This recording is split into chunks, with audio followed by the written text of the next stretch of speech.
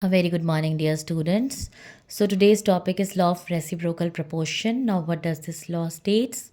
The ratio of masses of two elements A and B, which combine separately with a fixed mass of the third element C, is either the same or some simple multiple of the ratio of the masses in which A and B combine directly with each other. अब देखने में तो again a very difficult definition, right? कौन याद करेगा इसको, right? समझो, समझने बड़ी आसान है. लाइक देखो एच ओ एंड एस इन तीनों ने आपस में कंबाइन करना है. एच और ओ आपस में कंबाइन करेंगे तो मोस्ट प्रोबेबल कॉम्बिनेशन क्या होता है? H2. एस और ओ कंबाइन करके SO2 बना रहे हैं. एच और एस कंबाइन करके H2S बना रहे हैं. एस का मास फिक्स है ना, यहाँ भी एक ऐसा है, यहाँ भी एक ऐसा है, और ना भी हो तब भी एप्लीकेबल होता है लॉ. यहाँ पे जो एच और ओ है और यहाँ नीचे जो एच और ओ है, इनके मासेस के बीच में कोई सिंपल रेशियो होगा. यहाँ पे क्या रेशियो है एच और ओ के बीच में?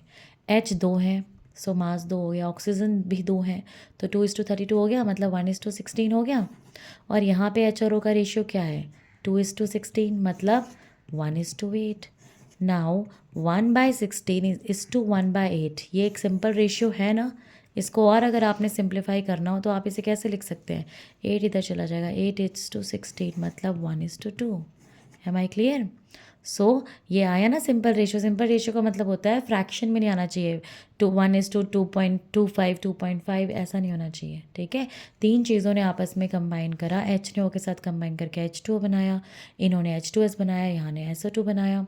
तो यहाँ पे एच और ओ था ना, तो यहाँ पे जो एच और ओ है और यहाँ पे जो एच और ओ है, उनके रेशियो के बीच में, उनके मासेस के बीच में एक सिंपल रेशियो होना चाहिए, और वो आया. This is what this law states. Clear?